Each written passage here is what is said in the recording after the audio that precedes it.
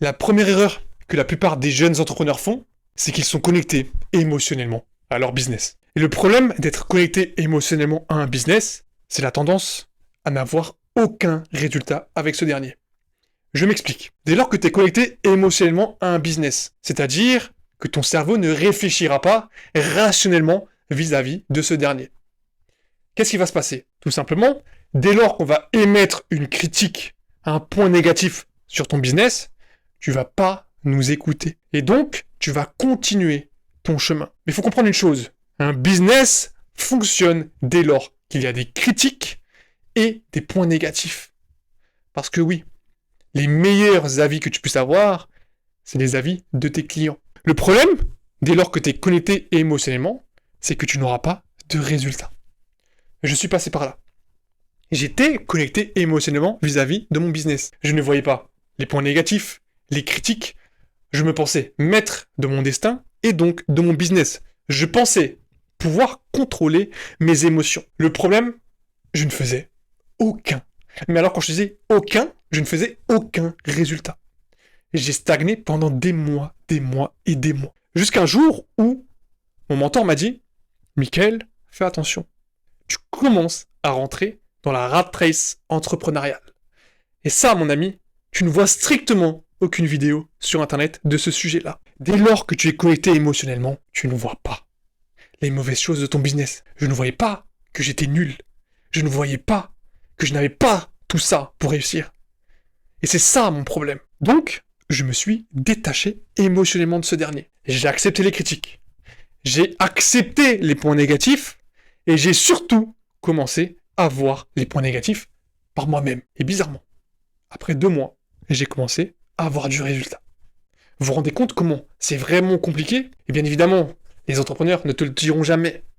Parce que oui, le bling-bling de l'entrepreneuriat, ça reste meilleur que la vérité derrière. Comment gérer un business? Bien, maintenant qu'on a compris ça, tu dois comprendre un deuxième point qu'on va voir dans la deuxième leçon. Quand tu es connecté émotionnellement à un business, tu auras tendance à faire du money out au lieu de faire du money in. Tu dois comprendre une chose.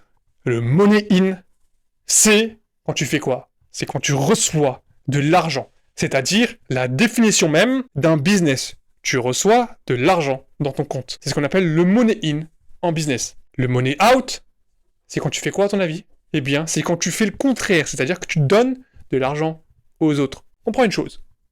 Un business, ou du moins, peu importe, tous les échanges commerciaux sont du money in et du money out. Quand quelqu'un reçoit de l'argent, il fait du money in. Quand celui-ci consomme, il fait du money out. Aussi simple que ça. Maintenant, si tous les jeunes entrepreneurs, parce que oui, j'en ai connu beaucoup, à ton avis, ils font quoi? Ils font plus du money in ou ils font plus du money out?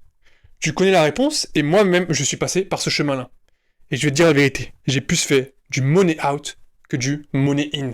C'est aussi simple que ça. J'ai investi énormément pour au final ne même pas comprendre que j'étais émotionnellement connecté à mon business. Dès lors que j'ai compris ça, j'ai commencé à faire du money in. Et j'ai arrêté de faire du money out. Tu te rends compte? Bien. Maintenant qu'on a vu tout ça, quelle est la première initiative que tu dois prendre si tu veux faire du money in en business? Et bien évidemment, business en ligne et business physique. Tu dois avoir une éthique de travail et une rapidité d'exécution irréprochable si tu veux arriver à faire du money in. C'est aussi simple que ça. Et dans cette troisième leçon de cette vidéo, je vais t'expliquer comment avoir cette éthique de travail et cette rapidité d'exécution. Troisième leçon de cette vidéo, speed is everything. Ta rapidité d'exécution sera ton meilleur ami. Ton éthique de travail sera ton meilleur ami. En combien de temps tu es capable d'accomplir une tâche deviendra ton meilleur ami. Parce que oui, pour scaler un business, c'est-à-dire que tu dois continuer de client en client. Plus tu arrives à close un client et à rendre la deadline, plus tu as la possibilité de scale ton business. Plus tu es rapide, plus tu feras de l'argent. Je vous vois venir. Vous allez me dire, oui, mais Mickaël, qualité n'égale pas quantité. C'est faux. Il y a énormément d'infopreneurs, ou même d'entrepreneurs physiques, qui ont Fais de la qualité avec de la quantité. C'est ce que je suis en train de faire actuellement. Je suis en train de tourner une vidéo de 10 minutes, ça va me prendre 1 à 2 heures. Et après, je continuerai sur mon travail. C'est ça, la rapidité d'exécution et l'éthique de travail. Comprendre que tu as une possibilité d'améliorer ton contenu, d'améliorer ton business et d'améliorer ton lifestyle, ton train de vie, grâce à ta rapidité d'exécution et à ton éthique de travail. Pourtant, je n'ai que 24 heures dans une journée. Et je sais, deuxième objection, vous allez me dire, oui, mais Mickaël, j'ai un travail et j'ai des études. Ce n'est pas une excuse. Tu peux très bien travailler sur ton business après tes cours. Attention, vous allez me dire, oui, mais Mickaël, j'ai sport. Oui, mais Mickaël, j'ai des devoirs. Certes. Mais qu'est-ce qui t'empêche de travailler après tes devoirs, après ton activité physique? Aucune tâche. Je vois énormément de jeunes me dire, Mickaël, j'ai une idée. Et la plupart, crois-moi, vous avez des idées de génie. Mais, je reviens une semaine plus tard, vous n'avez strictement rien lancé. Pour quelle raison? Vous n'avez pas la vitesse d'exécution. Cette rapidité d'exécution qu'on va demander à n'importe qui. Imaginez une chose. Vous êtes dans la vente de services. Vous créez des sites internet. Un client vous vient et vous demande, oui, pouvez-vous me rendre un site au bout de 3 jours? Tu as donc une deadline de 3 jours. Qu'est-ce que tu vas lui répondre? Réponse A. Ça va être impossible de lui donner un site internet en 3 jours. Réponse B. Avec grand plaisir. La plupart des gens vont répondre, il est impossible de créer un site internet en 3 jours. Eh bien, c'est faux. Tu peux très bien lui rendre un site internet en 3 jours. Alors certes, la qualité ne sera peut-être pas au rendez-vous, mais si le client te demande un site internet en 3 jours, penses-tu réellement qu'ils savent vraiment comment ressemble un site internet de qualité? C'est là que tu dois comprendre. Et en vente, on te dit jamais. Écoute au lieu de parler. Et tu comprendras énormément de choses. Les gens, quand ils parlent, ils te donnent des informations sans que tu le saches. Et bien évidemment, ça ne rentre pas dans la leçon 3. Donc, si ton client te demande un site internet en 3 jours, donne-lui son site internet en 3 jours. La chance, ou du moins le pourcentage de chance ou la probabilité qu'il sache qu'un site internet de 3 jours ne sera pas qualitatif est très faible. Sinon, il ne te l'aurait jamais demandé. C'est pour ça que le speed, c'est hyper important. En combien de temps es-tu capable d'exécuter tes tâches de tous les jours? C'est là que tu auras ta réponse. Et c'est là que tu comprendras que le monde du business est tout sur la vitesse. Et ça, bien évidemment, tu dois le comprendre et tu dois surtout l'assimiler. Et donc, si le speed est ultra important, qu'est-ce qui va découler de ce speed-là? C'est ce qu'on appelle la tolérance au stress, et ça va être la 4e leçon de cette vidéo. Leçon numéro 4 et dernière leçon de cette vidéo portera sur le stress.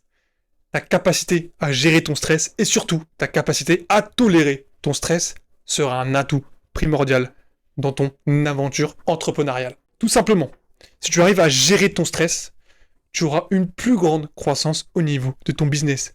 Parce que oui, c'est toi qui es derrière ton business. Même si tu auras des salariés derrière toi, crois-moi, tout n'ira pas comme tu le souhaites. Aussi simple que ça. Dès qu'il y aura un problème, on comptera sur toi. C'est plutôt logique, vu que c'est toi le créateur. Donc, si tu gères ton stress, tu vas pouvoir gérer encore plus les autres problèmes. Tu vois la plupart des entrepreneurs en train de faire leur morning routine, etc. Bon, ça reste du bullshit, entre parenthèses. Hein. Mais crois-moi, ils savent gérer leur stress. Parce que oui, ils ont une image sur Internet, ils ont plusieurs entreprises, mais ils savent gérer leur stress. Et ça, c'est extrêmement important. La plupart des gens n'ont pas cette capacité à gérer leur stress. Leur stress va faire quoi? Tu ne vas pas dormir correctement. Tu ne vas pas pouvoir réfléchir correctement. Tu ne vas pas pouvoir faire ton activité correctement. Et donc, tu ne vas pas pouvoir gérer ton équipe. Parce que oui, plus tard, le but, c'est d'avoir une équipe qui vont pouvoir te faire confiance. C'est ça le plus gros problème du stress. La plupart des jeunes qui veulent se lancer ne savent pas qu'ils vont avoir tout ce stress derrière eux. Si un client est mécontent, crois-moi, tu auras une certaine dose de stress qui va rentrer en toi. Et ça, c'est pour tout. Imaginons que tu es sur Internet, ton cloud, ton site Internet ne fonctionne plus. Tu auras énormément de stress aussi. Et ça, c'est extrêmement important. Comment tu vas gérer ton stress montrera comment tu vas pouvoir gérer une compagnie. C'est aussi simple que ça. Et bien évidemment, aucun formateur ne te l'explique en vidéo. Parce que oui, le plus important, c'est de te faire une formation sur le mindset. Mais en réalité, si tu as du stress, tu n'as pas de mindset. Dès lors que tu arrives à gérer ton stress, tu vas pouvoir gérer ton mindset. Ton pire ennemi c'est le stress et ton cerveau. Comment tu réfléchis face à tes hormones? Crois-moi, les personnes qui ont une tolérance au stress ont une capacité à prise de décision énorme. Et j'ai une capacité, ou du moins les personnes que je connais et moi-même, nous avons des capacités de prise de décision énormes. Dans la seconde, j'ai pris une décision. C'est aussi simple que ça. Je ne réfléchis pas. Je sais gérer mon stress. Ça peut être une erreur monumentale, mais au moins, j'aurais pris une décision. Et je prendrai le stress derrière tout ça. Et ça, il faut comprendre. Mon ami, si tu veux te lancer, tu vas voir tout ça. Le stress et beaucoup de choses derrière. Et ça, crois-moi, ça va valoir tout l'or du monde. Messieurs, dames, nous sommes arrivés à la fin de cette vidéo. Si le contenu vous a plu, n'hésitez pas à vous abonner, liker et partager cette vidéo. Et bien évidemment, si le contenu t'a plu, n'hésite pas à me laisser un commentaire sur quel sujet tu veux que je parle, et je le ferai avec grand plaisir.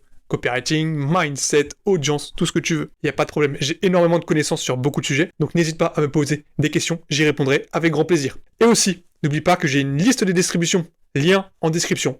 Vous y trouverez toutes les informations. D'ici là, c'était Mickaël, le consultant préféré de ton entrepreneur préféré. On se retrouve pour la prochaine vidéo. Allez, ciao!